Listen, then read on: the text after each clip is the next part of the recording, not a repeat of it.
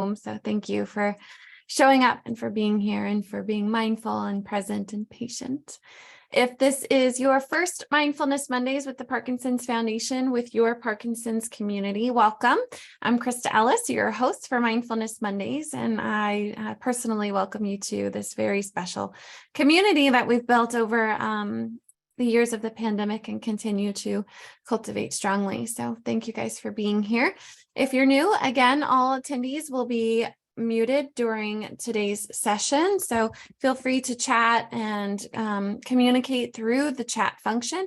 You see, we like to join on video. So if you're comfortable with it, you have the capacity to do it, please do join us on video. Next week is our off week, right? So there's always that third Wednesday of the month we dedicate to our Spanish programming. So next week we'll be tuning into one of the recordings that we have on our YouTube channel, and then we'll reconvene live with Dr. Taylor Rush on November 28th. This Wellness Wednesday, I'll be present for the Care Partner Program with Dr. Miriam Solman out of Columbia, South Carolina. This program is for care partners. We're going to be talking about apathy and Parkinson's disease. What is it? Does everyone with Parkinson's experience it? What does it mean for you and your loved one? Understanding apathy and its role in Parkinson's can help you to better manage any kind of adverse effects that might manifest. And during our time together, we'll address how apathy could impact care partners and focus on what you can do about it. Also, this Fitness Friday is our live session. So exercise is medicine. We know that in Parkinson's disease, and all we need is our daily dose. Join physical therapist Nate Coomer as he leads you through a workout sure to get you moving bigger, smoother, and with improved balance. The daily dose workout is a great way to get your fill of functional exercises to improve your range of movement, strength, balance, and cognitive ability. And we hope you find this workout fun, invigorating, and motivating. So that is our live Fitness Fridays this Friday, November 18th.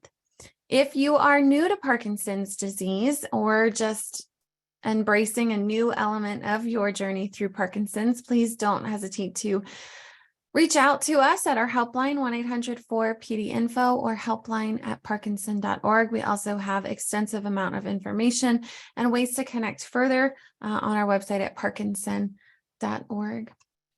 And joining us today is Dr. Catalina McInerney from the University of Miami. And Dr. McInerney is actually on vacation, so she sent us a little recording to stay connected to our mindfulness practice today. So Jennifer, if you would cue up our video with Dr. McInerney.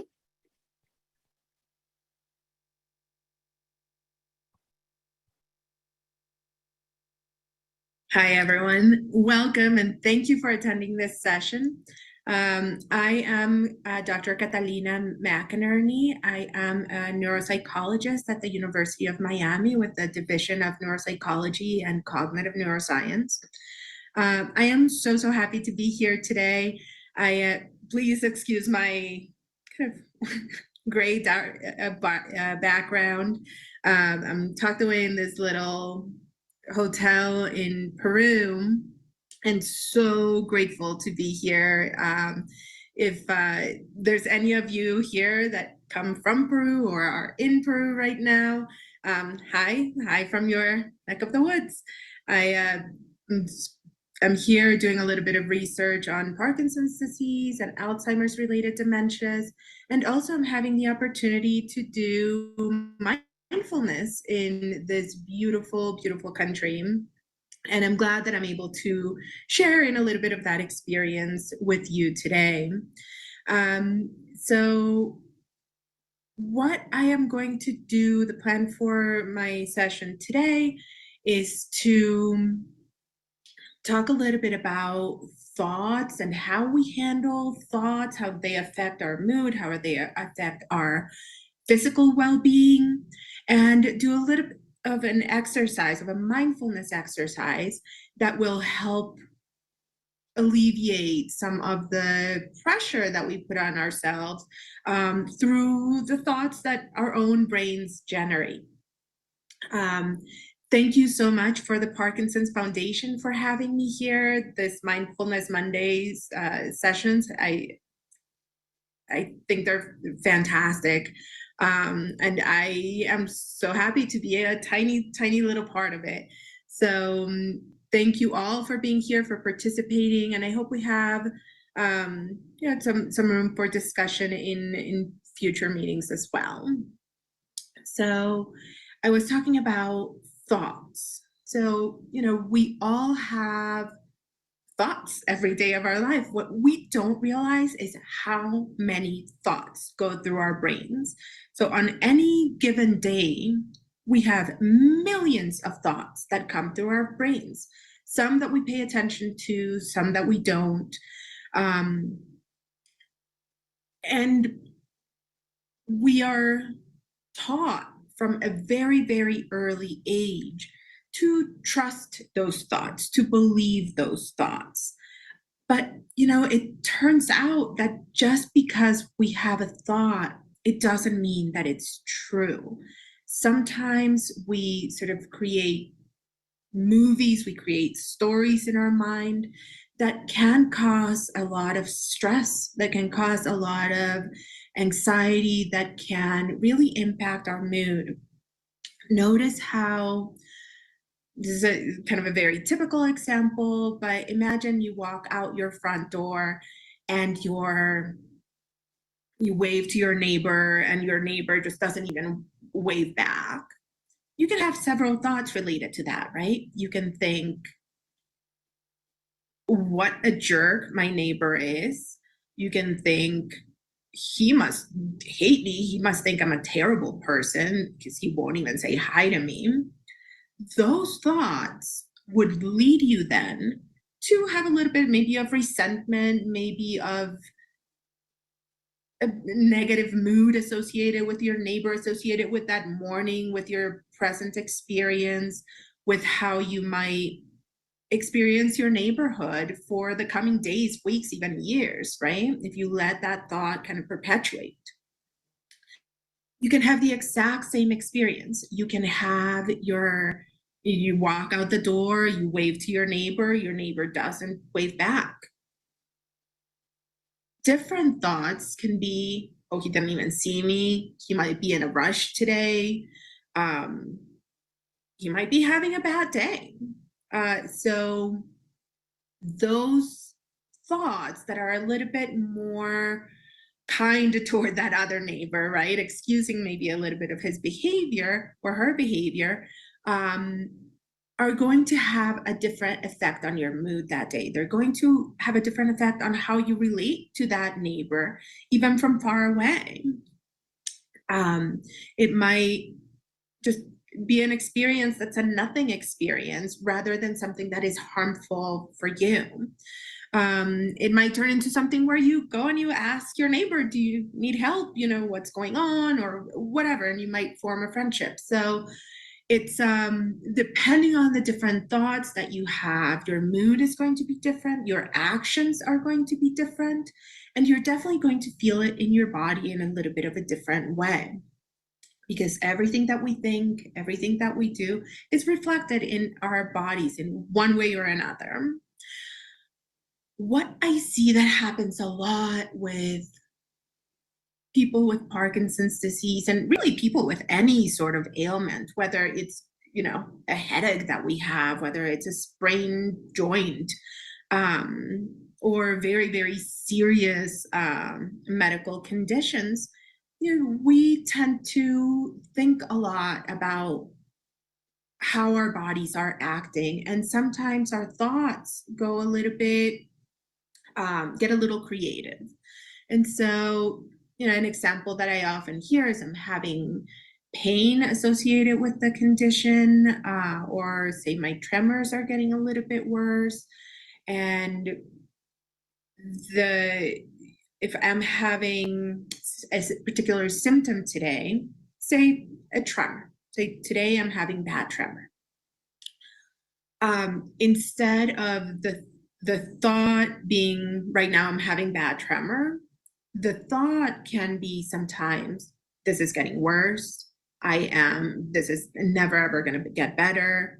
I am never going to be able to live a happy life because of this. How am I going to even relate to other people? I'm going to have to increase my medication, maybe even change doctors, and your wheel sort of starts spinning.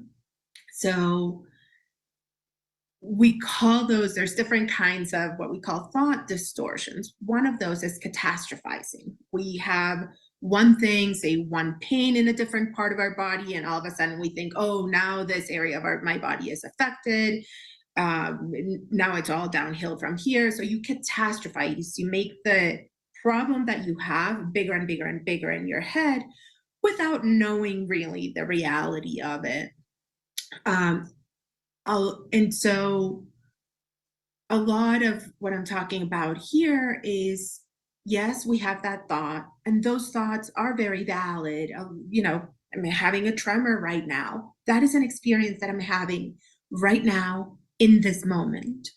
But if you can limit it to just that experience rather than creating sort of a tragic movie in your head about it, your mood is going to be different. The way that you approach it with your medications, for example, not giving up on your medications, not giving up on your treatment, but rather saying, right now it's a tough time. I'm going to take care of myself, care of my body, and being able to sort of live with that symptom instead of letting that symptom and the thoughts associated with that symptom rule your life for the entire day, even the entire week, even sort of take over for some of us.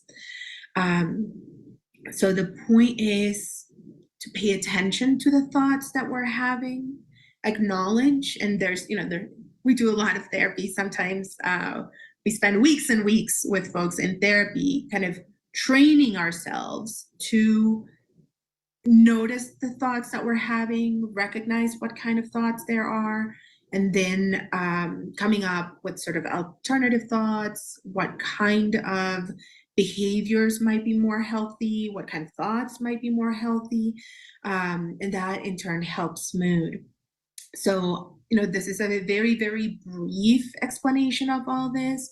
If you are struggling with this, if you notice that this is a place where you usually go, I highly recommend you see or seek help from what we call health psychologists. These are psychologists that are very in tune with medical conditions. It doesn't mean that you have a mental health condition per se. It just means that you're struggling with the medical condition, with a very difficult situation in this moment. So seeking help from a health psychologist can be incredibly helpful if this is something that you think you're struggling with.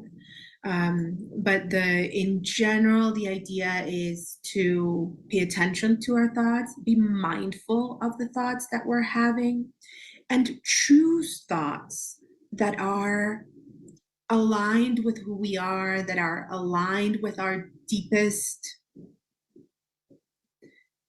sort of hopes for ourselves, with really who we are as people, with what we value as people. And choosing thoughts that are going to be healthy for us, right? So if we have to choose between thinking my neighbor is a jerk or my neighbor is having a tough day today, choose the one that you don't know which one it's true. So maybe just say my neighbor didn't wave at me today. It sort of is what it is, right? There's no you don't need to believe every thought that comes into your mind, or choose the more positive one if you need to choose one or the other. All right, so with that, I am sort of switching gears to doing a mindfulness exercise that is precisely based on being mindful of our thoughts, being mindful of the thoughts that come through our brains, and being able to let go of those, because that is a struggle that we sometimes have. We kind of cling on to thoughts. So being able to let go of those thoughts is exactly what this exercise is about. There's many different types of exercises that target this particular sort of process, but this is one that I like. It's called the leaves on a stream exercise, or thoughts on leaves exercise. If you are new to mindfulness exercises, to the breathing exercises, know that it's okay for your brain to wander. It will wander. All of our brains wander every once in a while, sometimes more than others. Sometimes there's distractions in the environment. If you get distracted by your own thoughts, by symptoms that you're having, by somebody that walks in the door, appreciate that moment of mindfulness. There's a moment of awareness, and just come back to the exercise. Try to keep your back straight. That's something that I always say, because it allows for more capacity of air. It really allows your lungs to expand more as you breathe and get more out of this exercise. You can breathe either through your nose or your mouth. I like breathing kind of in a circular pattern, where I breathe in through my nose and then out through my mouth. I recommend, if possible, breathing in through your nose, because your body has a filtration system that way. But if for whatever reason it's uncomfortable for you to breathe through your nose at this time, breathing through your mouth is just okay as well.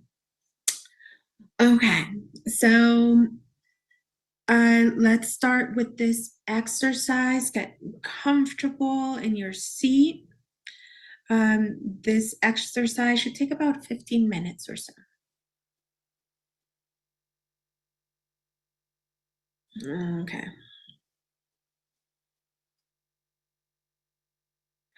So sit back in your chair. Find yourself comfortable in your chair. Keep your back upright and relaxed. Your feet resting gently on the floor. Make sure your arms are not crossed, your feet are not crossed. Your hands can rest on the table in front of you, your lap, the sides of your chair. Sometimes you can keep your eyes open for mindfulness. For this exercise, it might be better to close your eyes if you can. Let's begin by taking in a few deep breaths. Bring in your attention to the air as it passes in through your nose. Feeling your body as the air goes through your throat to your lungs. Feel your chest expanding, raising and falling with each breath.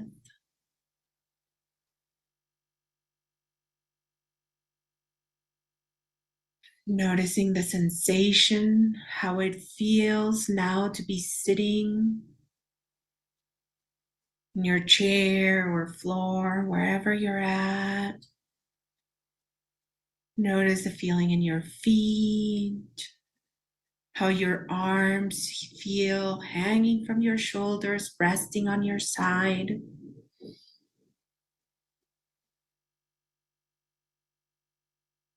I'd like you now to begin to imagine that you are sitting by the bank of a stream, watching the water gently flow by.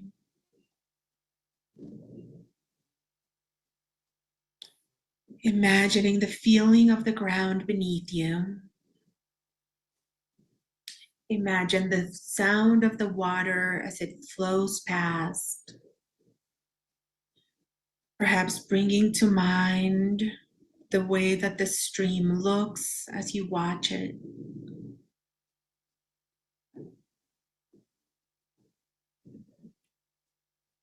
Notice the feeling of the air, of the temperature as you sit by the stream.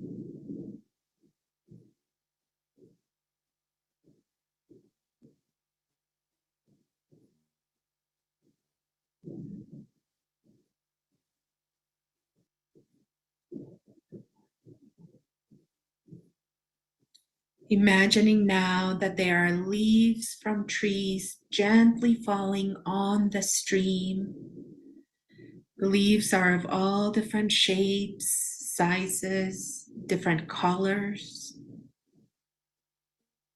just floating along the stream. And just continue to watch the leaves as they float down the stream.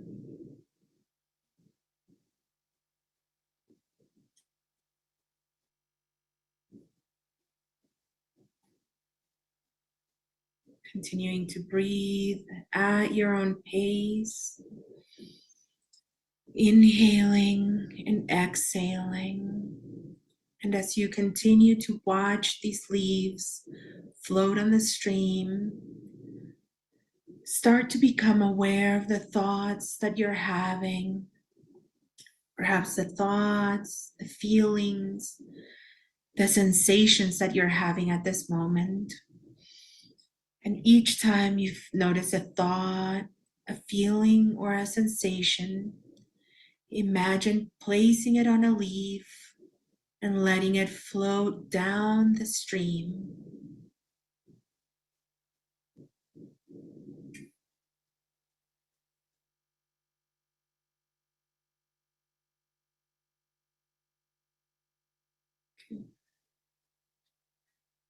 Placing each of these on each leaf, regardless of whether the sensations, thoughts, or feelings are positive or negative, neutral, painful or pleasurable. Whatever you're feeling or thinking, place it on a leaf and let it float down the stream. Even if it is perhaps the most wonderful thought, even then, place it on a leaf and just let it float by.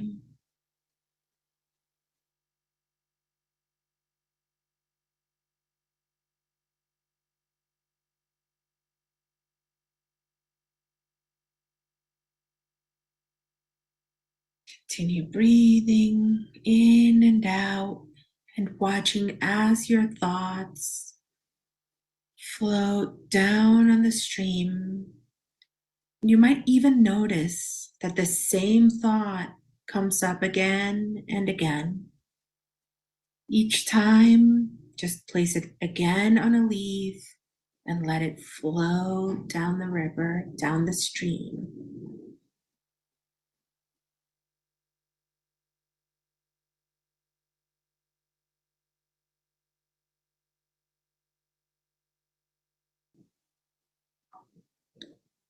If your thoughts stop or you start feeling more emptiness in your thoughts, just simply watch the stream.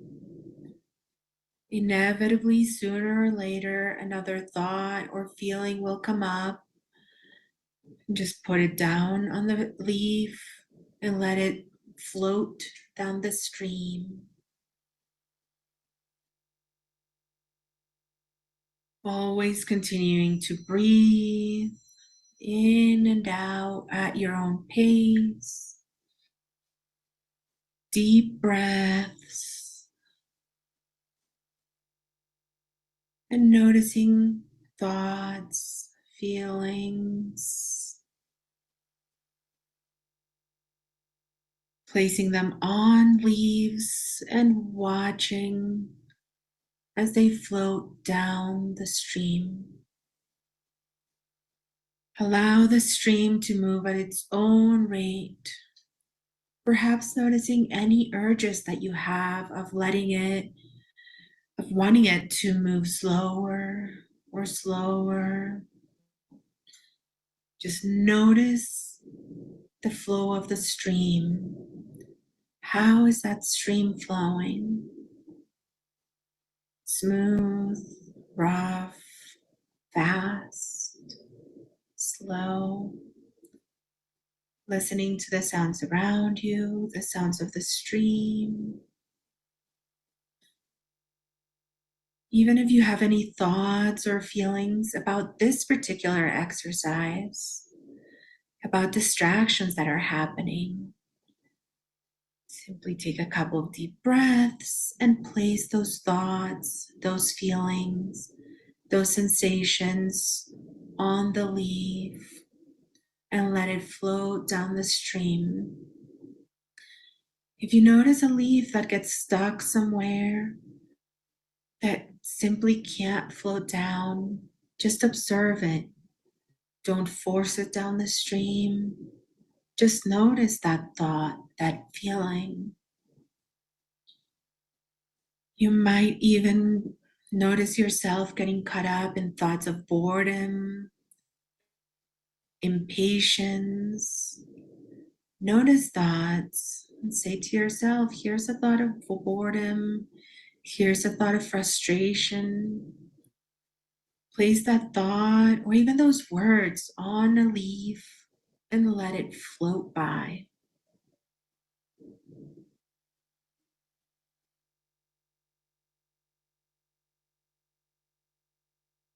Continuing to breathe in and out, watching as the thoughts flow down the stream,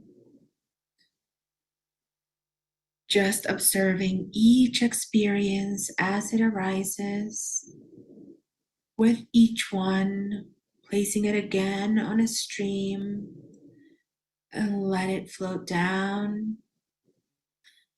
It's normal to lose track of this exercise. It might happen again and again. When you notice losing track, being distracted, just take a deep breath and come back to your visualization of the stream, the leaves. And you can even put that experience on a leaf and let it flow by, flow down the stream.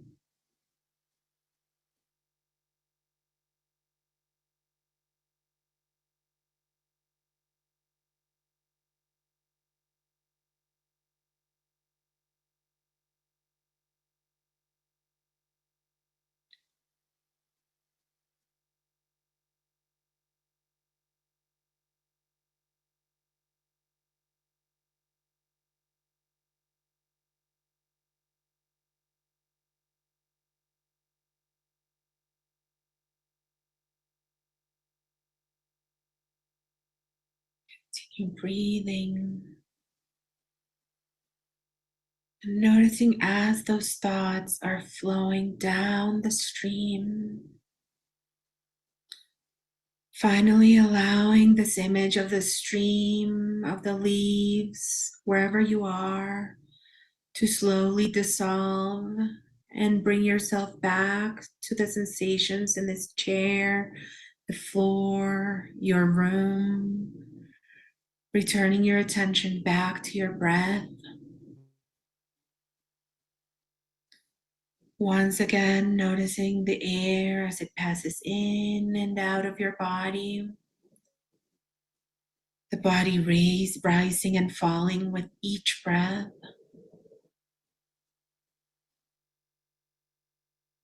And after a few small, deep breaths, gently opening your eyes, noticing where you are, what you can hear, what you can feel in this moment.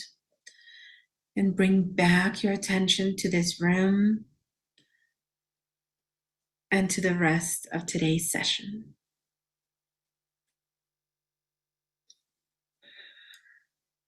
Okay, well, I hope you enjoyed this exercise.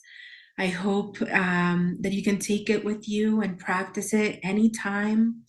And for the rest of today's session, if you have any questions, Krista will answer those for you. And I thank you so much for being here today and for joining in this exercise. Hope wherever you are being able to experience a lot of mindfulness and being in the present moment. That is so important. Thank you all for being here. Have a great day. Bye. Thank you, everyone, for joining us today. I know we're a few minutes late. We did start late because I was having computer problems. But if you can hang on, if you want to share any comments or have any questions, we'll pause for just a few moments to let let you guys type in the chat. Otherwise, if you are ready to say sayonara, I will see you guys on Monday, November 28th. So we're off next Monday. Still cultivate that practice. Find a session on our YouTube channel to dedicate that 30 minutes of mindfulness for next Monday.